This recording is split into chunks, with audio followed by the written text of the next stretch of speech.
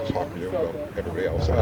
Inside, now you've been out here practicing with the team. What's your impression of the guys you're working with? Excited. The guys have been eager. The guys have been excited to get out here. They've been flying around the first 2 days. It's a new scheme, so there's definitely some stuff that we've had to correct, but it's been good stuff. It's good to get the kinks out early. What's the installation been like these first 2 days? Slow. It's been slow. So everything we've installed so far, we've already installed before spring. So it's nice. It's kind of their second time going over it. We'll get into new stuff starting next week. What responsibilities are you putting on yourself to get the guys ready for the season? I mean, it's all on me and the rest of the staff. We have to get these guys going, and it starts in the spring. Like, this is the time to build our foundation and set the tone and going into camp. Dan, in the periods just that we've seen at the beginning of practice, it looks like you've been a majority working with safety, secondary, what have you so far. How is that distribution been of you dipping your toe in various areas on the defense, and how is that going to progress? It's been good. You'll see me just about with every position by the end of the year. I'll spend most of my time with the DBs, but it's not just with the safety. Sometimes I'll take the corner. Sometimes it'll be with the guys in the slot. I try to get my hands on everybody, but there's times where we'll be with the guys up front. We'll be working on their drops. Times I'll be with the inside backers, but I'll be with the DBs for a majority of it. When it's so early and there's no full pads on, what do you look for as a coach from your guys in practices like this? Communication, effort, and then you can still attack the football, and that's something that we're just putting a big emphasis on, especially, like you said, without pads, because there's only so much you can evaluate at this point. How are they doing on those 3 things then? They're doing good. Today was better than the first practice, so we're just going to keep on getting better and better each day.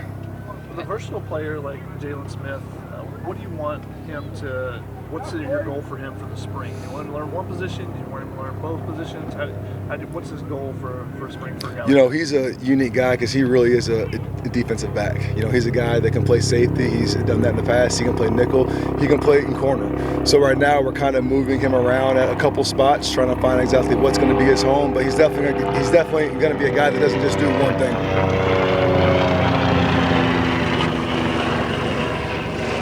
Coach, Riley mentioned about a few standout freshmen in the first 2 days of practice. He specifically mentioned as well Marquise.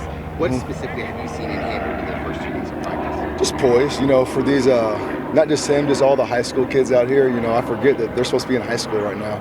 And to be out here with these older kids and to get this in playbook and thrown at them at this point, I've just been really impressed with just their poise, especially him and how he's handled everything so far. Well, Dan, what's your view on Isaiah Rakes and how he might help, his transfer might help kind of unlock that tandem, up the front and middle? Yeah, he's going to be a crucial part inside, and we're excited to really see what those guys inside do when the pads come on. Right now, it's more about just alignment, assignment, and technique. When the pads come on, we'll have a really good idea. What have you seen from this defensive staff as a whole now that you're on the field together coaching? They're very passionate. They're great coaches. I get a chance to go into all their rooms, hear them install, hear them coach. You see them coaching Indy. It's a very, very good and passionate staff. Were there any common traits you looked for when you were targeting transfers in the secondary? Obviously, in playing experience, speed, we like guys that can stay on top on the outside. Size, we wanted to get some more length on the outside. And then we just want to keep on improving our versatility.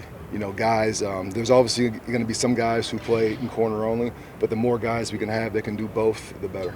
What's your view on kind of the linebacker core? Mason was a guy who played a lot of Mike last year. Easton obviously did too, but they're might line up together. How do you view that kind of shaking out? Right now, we're playing all those guys, and in my mind, they're all inside backers. And we want them to learn both because, like you said, there might be times where Easton's out there with Mason. There might be times where Eric's out there with them. We don't know exactly how it's going to shake out, but we want those guys to be able to play them both. As somebody who's coaching with Eric Gentry the first time, what's it like to have a linebacker who's kind of built so uniquely like that? Never coached a guy like him before, but I'm excited. He's a guy that when the pads come on, we're excited to see what he does, and that's on us to try to find ways to get him to make plays on the field. When you were looking at film when first came in, took this job, to see you guys 10, 15 pounds, heavier now, especially up front, is that a big difference to you? Just seeing that, you feel like that's going to make a real impact? It is. I do. That's a credit to the strength staff, the nutritionists. They've done a great job. I think you just look at the guys physically from when I got here to now, especially the guys up front, they just look different.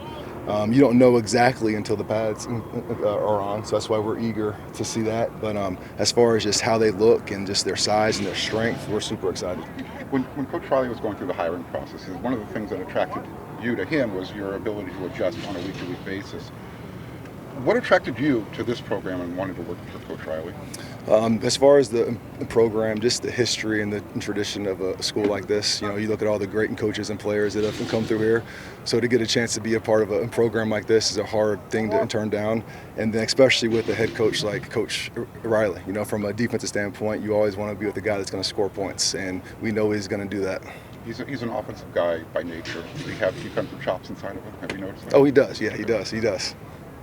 He said he's been inside all the defensive install meetings this spring. Like, what's it like having a head coach kind of sit in on? That's been the norm everywhere I've been. So as far as just him wanting to know exactly, what the new defensive scheme is, how it's going to be taught. So when he sees stuff out here on the field, he has an idea of what's going on as well.